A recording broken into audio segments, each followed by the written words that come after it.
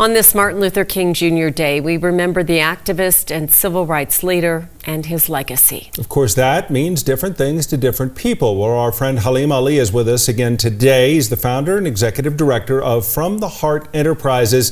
So let's start it from a personal standpoint, Halim. What does MLK Day mean to you? Hello, Tom. Hello, Kim. Thank you for having me today. From a personal standpoint, this day is a day of hope. This day is a day of love, truth, peace, freedom, and justice for me. We so often think of Dr. King, and some of the quotes are familiar to many people, but sometimes his quotes are taken out of context as well. And I can't begin to imagine how that makes you feel. Well, there was one quote that really stood out to me before we got on the air. Darkness cannot drive out darkness. Only light can do that. Hate cannot drive out hate. Only love can do that. And, you know, when I apply that quote to my life and what it means, right, even in the midst of anger or in the midst of emotional situations, I call on the spirit of Martin Luther King. I call on the strength, the integrity, right? It's not just a quote, but it's the spirit behind the quote, right? That's where the power lies. And when we're able to tap into that spirit, I feel like we can all benefit from his legacy, truly. And that's why the day is valuable if people carry it forward. People post, people quote on MLK Day, but how do they behave? How do they feel the rest of the year? That's a pretty important evaluation. Is that something that you'd like to see resonate further, just past today and on down through the calendar?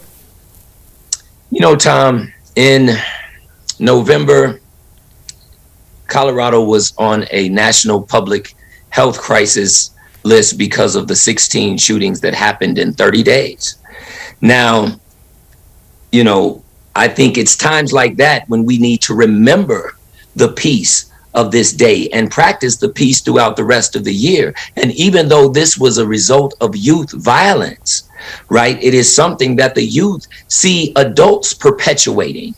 Right. So whether it's in movies, whether it's in real life, whether it's in the media, whatever the source is, right, when our youth don't see us as adults, as the leaders of our communities, in harmony with these teachings or in harmony with principles of peace, love, truth, justice, then they will act in ways that, you know, will not create a bright future for this nation.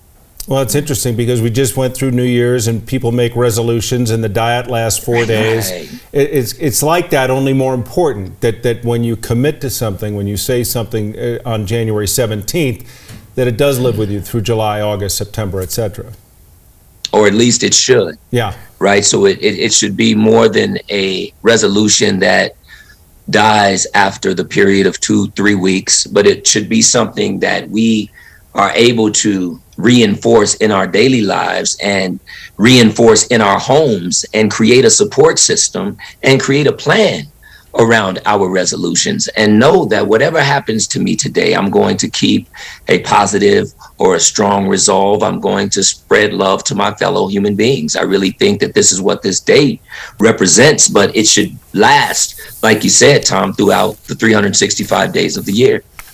And our kids are always watching. You make such a good point. Our kids are always watching. And I saw something from Dr. King's family earlier today saying, don't forget what Coretta Scott King did to continue this legacy. You know, the whole family has done so much.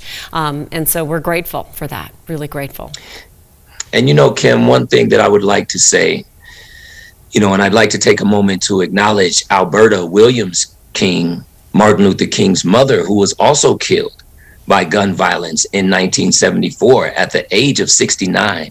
And what's profound about that is even though the murderer received the death penalty, King's family petitioned against capital murder, so he was given a life sentence instead. So even after they killed his mother, even after this man killed his mother, the family had such nobility in their heart such empathy and sympathy in their heart that they did not want this man to die as a result of him killing their family member. Yeah, the King family with a very deep, very rich history. It's one worth exploring. If today triggers you to explore more about the life of Martin Luther King Jr. and his family, then it was worthwhile that today we discussed it. Halim Ali, it's always good to talk with you. Good to see you again. Thank you. Always, joining us. always good. Thank you, Tom. Thank you, Kim. Take care.